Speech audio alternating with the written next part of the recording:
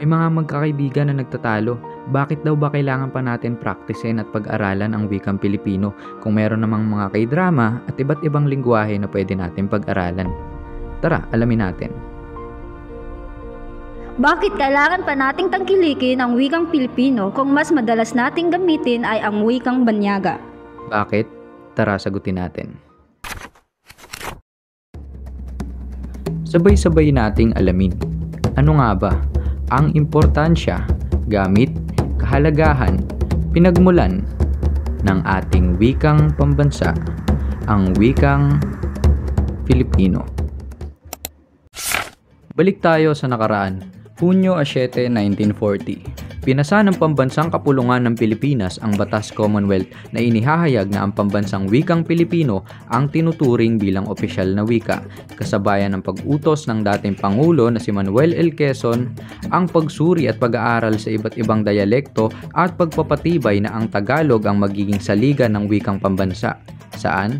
Kailan ginagamit ang wikang Pilipino? Una, sa pag-aaral, ginagamit ang ating wika sa pakikipagdiskusyon sa iba't ibang paaralan mula elementarya hanggang kolehiyo na siyang nagpapalawak rito.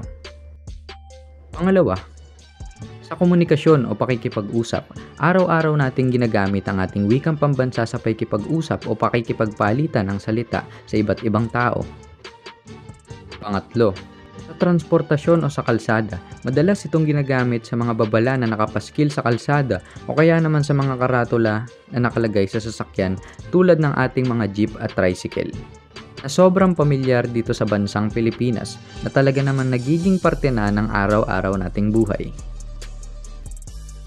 At ang pang-apat, sa pamimili o sa pakikipagkalakalan, sa mga palengke o sa tindahang bayan na ang bawat isa sa atin ay madalas na nararanasan.